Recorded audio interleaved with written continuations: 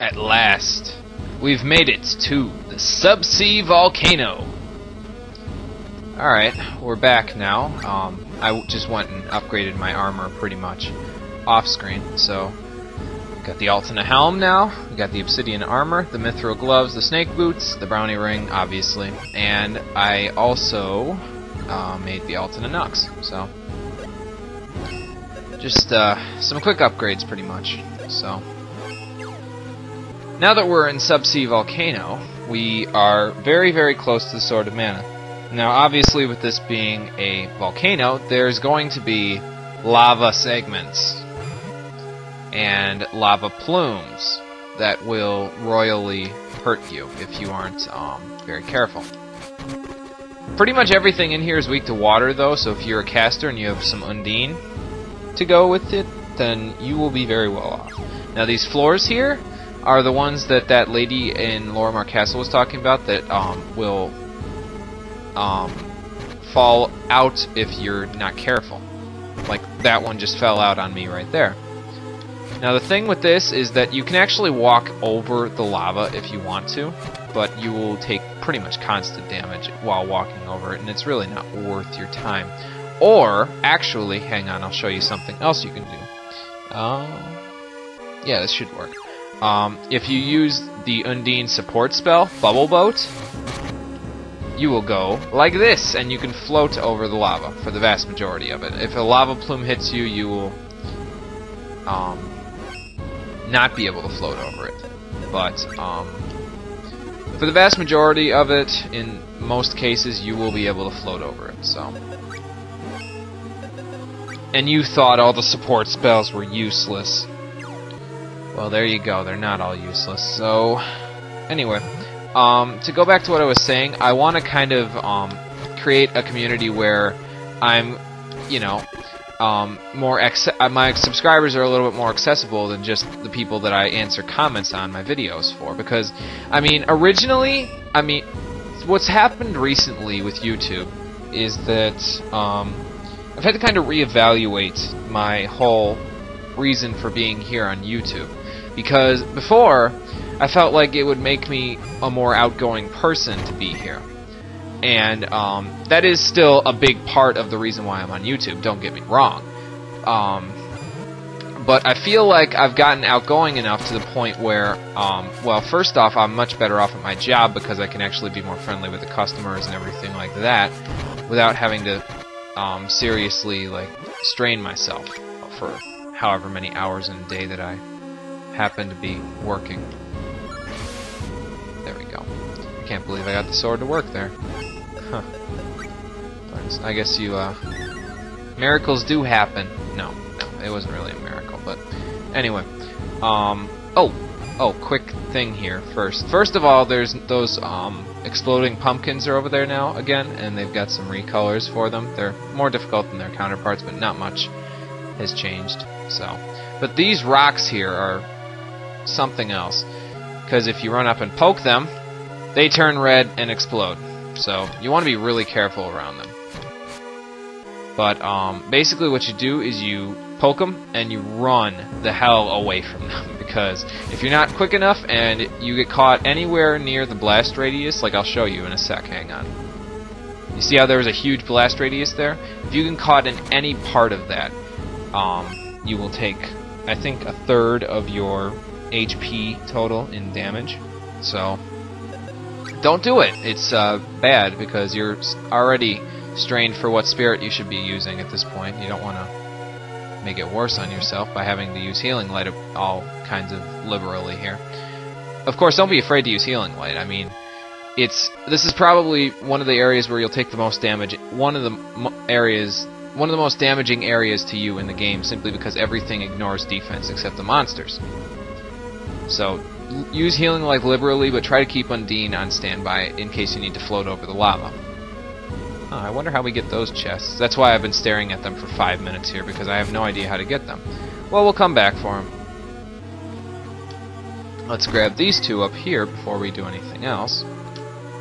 Now, let me see. This place is, with the whole lava pools thing, it's a very, very large area.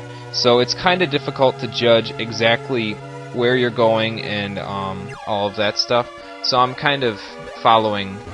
Oh, I was wondering where the enemies were. I was like, where the hell are they? Oh dear God, thank God I jumped over that. Run! Okay. So I've kind of had to reevaluate my whole... Damn you. Anyway, I've kind of had to reevaluate my whole reasoning for being on YouTube here, because it's still a big part of me becoming a more outgoing person, because, like I said, if I want to be a teacher when I'm older, I've got to be outgoing enough that I can communicate for 50 minutes straight without ever needing to take a break. Damn it. I hate it when they explode. Take all their experience with them. So I need to be able to talk for at least 50 minutes if I'm going to be a college teacher, which is my idea at this point. Well, 45 to 50 minutes, depending on if I'm in high school, college setting, middle school, elementary school, whatever it is. I'm going to need to be able to talk for a long period of time without stopping. That was really close. Without stopping. So it's still a big part of it, but there's another reason now. There's another, probably more important reason now that I'm doing this. But before I explain what that is, see how there's that angel grail? Well, if you look in the lava, you probably can't see it. It's very faint because of the fact that it's a glint. But there's a glint in the middle of this lava pool. So use bubble boat to float over to it, and you get a fire geode. So that's pretty nice. Remember though, the bubble boat does not last very long, so you'll want to get that relatively quickly. Take out your friend there, then. For God's sake. Why do they all explode? It's like every single one that I meet up with, they explode. But the more important reason that I'm getting at here is that I'm trying now to kind of create a community of users that are familiar with each other and are able to not only interact with me personally in order to provide entertainment for other viewers, but also create a community of... Whoa, Metaball Central. You will die. 362, holy cow. But also create a community of users that are able to interact with each other. It's kind of like a collaborative channel, like Ninbuzz or Machinima, except it doesn't just involve a small group of directors that are, you know, considered to be better than everyone else. It involves literally everyone that is in the audience here. So, and I think that's kind of a cool idea. I don't have Undine now. I think that's kind of a cool idea because involving everyone in something that everyone that watches me enjoys seems like it would just be a natural thing, you know? It just seems like if I'm having fun, why not spread the fun around? You know what I mean? So that was my prerogative when I was coming up with this idea of, you know, having people essentially play with me and do the whole multiplayer thing. But where am I here? Here we go. There we go. Need a tiny tapper for this part too, so I just need to find my way out. Hello? Oh, I must have grown back up again. There we go. Now we're out of there. And Lester's killing himself in the lava. That's just great. Aha! That's how we get up here. It just seemed like a natural thing for me to include you guys in the fun. So, what I really want you to do is I want you guys to leave me a comment below. And I want you, if you're watching this, I want you to leave me a comment below, and I want you to let me know what you think of this idea, because I think that it's just like a natural coming idea. I mean, if, like I said, why not spread the fun around to people that are watching me? I mean, you guys may find entertainment in watching me, but if you're with me while it's happening, well then all the better, right? So that's my prerogative here. So I... Ow, ow, ow. No, no, no. Jeez Christ, freaking... And this is the wrong idea. Can I pop the bubble? No. Let's equip a weapon then. But, yeah, I figured that way if you guys are doing it with me, it will be all the more fun for both myself and for you, because I'll find entertainment in it because... Oh, okay, that one's slashing. I'll find more entertainment in it because I'll be playing with, you know, human people instead of just computers all the time, which is, you know, it's not a bad thing playing with like AI people on, say, Nightfire, because that's one of the games I have the most multiplayer experience with. But it's not a bad thing playing with AI players, but it gets old very quickly because they become predictable and all of that stuff. So having other people playing with me would be, I think, a very cool idea. And also the other thing is, yes, I have 2 brothers, so I could play with them. You're right, you who are a very astute observer there, but excuse me. But the thing with that there is that, remember, I've lived with them for at the least 13 years, and at the most 18 years. So I have a fair idea of what they're going to do by now on the video games, regardless of what games we're playing, because I know them. I've known them for a very long time. So I think that playing with people that I'm a little bit more unfamiliar with will not only, you know, bring me outside of that zone of familiarity with the AI players. I'm getting out of here before that thing explodes. But it'll also kind of let everybody else interact with me, and I think that's a cool idea. So leave me a comment down below, letting me know what you think. I will take constructive feedback for this idea, whether you think it's a good idea or a bad idea.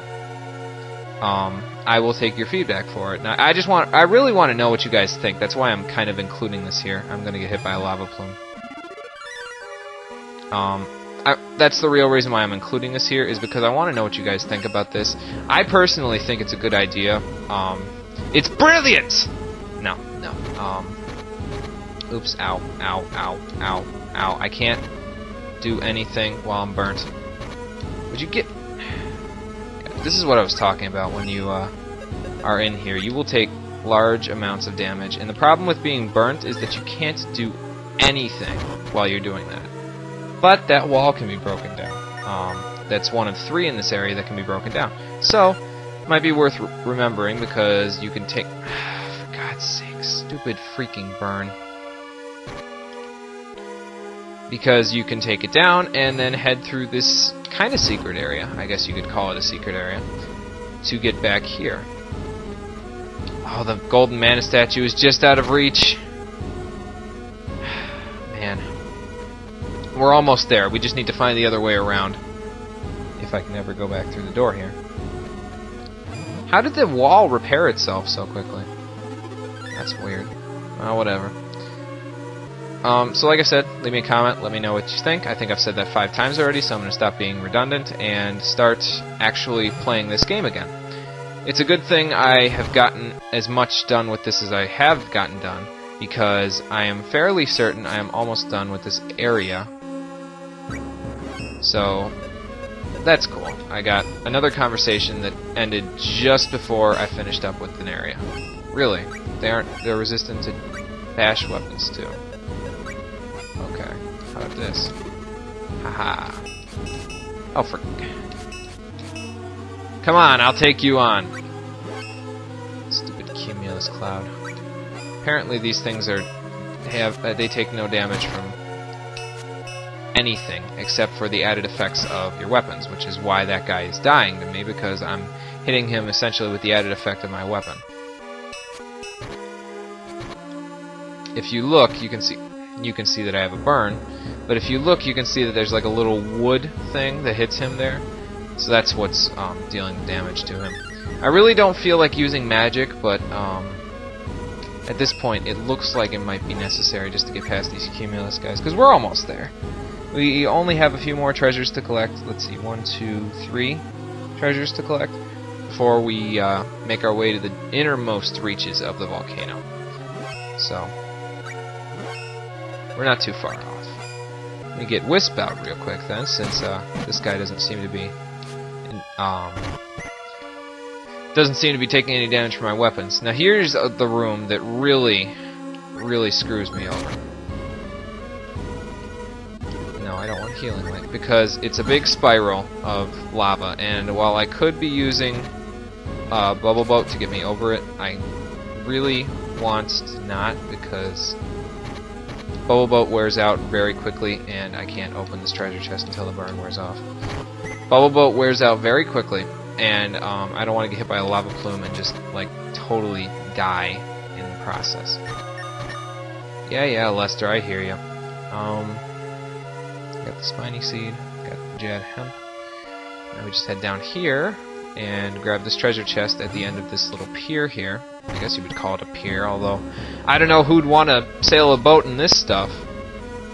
I guess you could sail the, what's the boat called on the River Styx? I don't know enough about my demonic mythology and circles of hell and Dante's Inferno and all that stuff. I don't know enough about that, so I can't really say what it is. But yeah. So now that we have broken down that wall and we have leveled up. By the way, I didn't mention this already. Is that a polterbox? Let's find out. It is a polterbox. Haha. Because I didn't think he was on the treasure list, so I just wanted to make sure that it was a polterbox indeed, and it wasn't something else that I forgot to get that I would have to run across the lava to get or something like that. Oh, what was I saying? Oh yeah, about this area. This generally the areas leading up to the Subsea Volcano are very good for experience grinding, because as you can see, I've been leveling up very fast, and I'm level 45.